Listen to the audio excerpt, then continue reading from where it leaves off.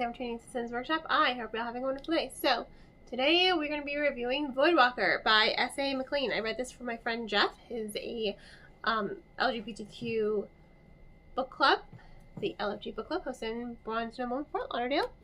And I have to say, I really enjoyed it. I didn't know if I was going to enjoy it. I thought the cover was really cool, cover was really interesting, so I was just like, yeah, let me just go ahead and give it a shot. I have no regrets whatsoever. I quite like the book. And he and I had this discussion. I didn't mind Fiona Mara, Fee, by her friends. She is a little abrasive to begin with, and you can tell that there's like a wall. She has a wall up, and I didn't mind the wall. You know, Jeff's like, oh, she's a little annoying, and she can be. She definitely can be. I definitely understand why she would be annoying to some people. But you can tell she's dealing with her own kind of PTSD, and it's there, you know, she does bring it up ever so often throughout the text, even early on, you know, like, oh, she's dealing with baggage, like, this is a person who has baggage. So I didn't mind her attitude, to be honest. It kind of fit her character, you know. I mind when people are abrasive and it makes no sense to the character, and it's like, oh my god, just shut up and stop being stupid. So that is technically, or it tends to be, one of my pet peeves. However, I think the author did a really good job with grounding our character, with throwing in those hints about her own PTSD with the diary, and, you know, her alcoholic father, and, you know, absent mother, and just a lot of her fears. You know, she has a near-death experience when she's a kid. Actually, she does die. She does die, basically, for a moment. When she's a kid, she drowns. And when she, you know, and this is like a common or oh so common occurrence that can happen in this realm, you can become a Voidwalker. So that means you can, like, cut curtains and you can go between the different realms very, very easily. Just think, I kept thinking, like, Fae realms, almost like Akatar a little bit. Like, there's a border you can't really cross unless there's like a curtain or a veil that has been opened for you. So I thought that was really interesting how the world was established, and I did like the world building. I wanted a little bit more solidarity with the world building, just with some of the backstory. I did want a little bit more history with the dairy and the different communities, and it's like, okay, you're living in a frozen, you know, tundra, basically, but then you have people who can live in the spring area or like the summer area, hence Corinthian, you know. So the dairy are kind of, in a way, like Fae to me, and they have their own realm, you know, beyond the void. They have their own realm. They just kind of come to our realm because they're cannibals and they eat humans, and they're the governors. You want a favor? Okay. Who can I eat in order to bestow this favor of protection for you? So it's kind of dramatic. I understand why Fee is very much isolated and walled off emotionally and has so much guilt and PTSD. Her character is understandable, you know? And I like that.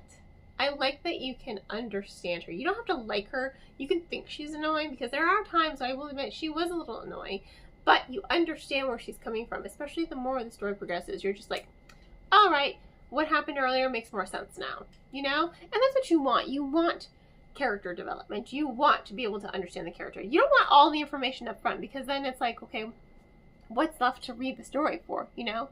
And it takes away from the journey, and it takes away from the characterization. She has to go through her grief. She has to go through her PTSD. She has to go through the emotions, you know, and face her fears. And she does that with Antal. And Antal, he has his own baggage. And I like Antal and her. They're very much Beauty and the Beast and Belle. She breaks into his, you know, place, and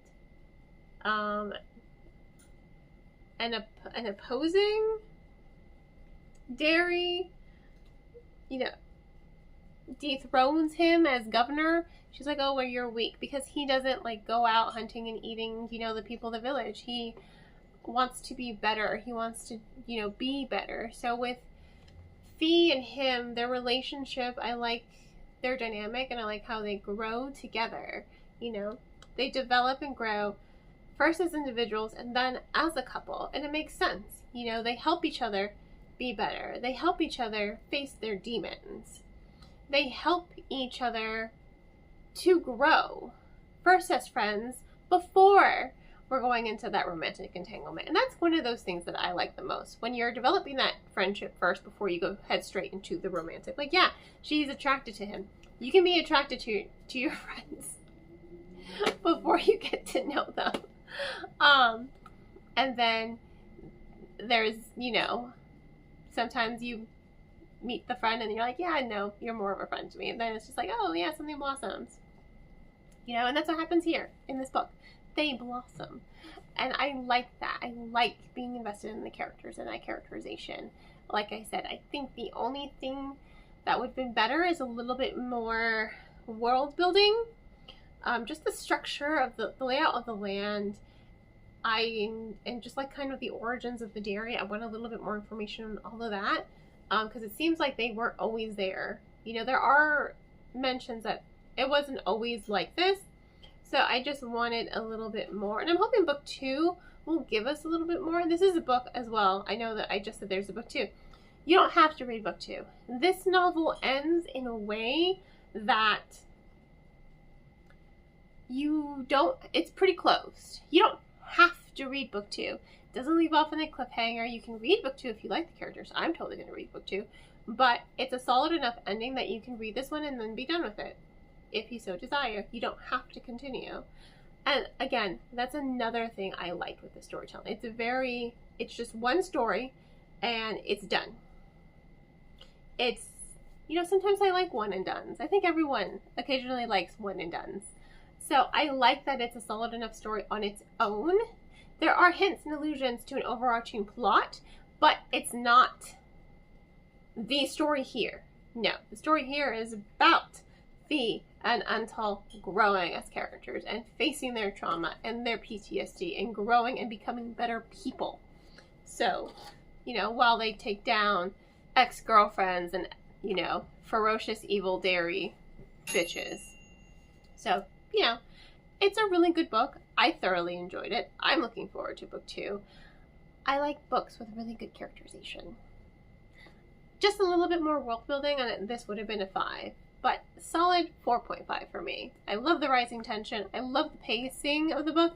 It was thick, but it did not feel like it was a thick, heavy book. And I love it when I get like a nice chunky book and it just, I fly right through it because the pacing's good, the characterization's good, the tension's good, the plot's well developed, and it just feels effortless. I love that when I see a book. I'm like, oh God, that's chunky. And then I flow right through it and I blow through it and I'm like, oh yeah, that was a good book in my opinion. Just a little bit more world building and it would have been perfect.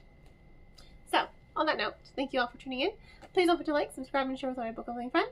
I hope you all have a wonderful rest of your day, and as always, happy reading.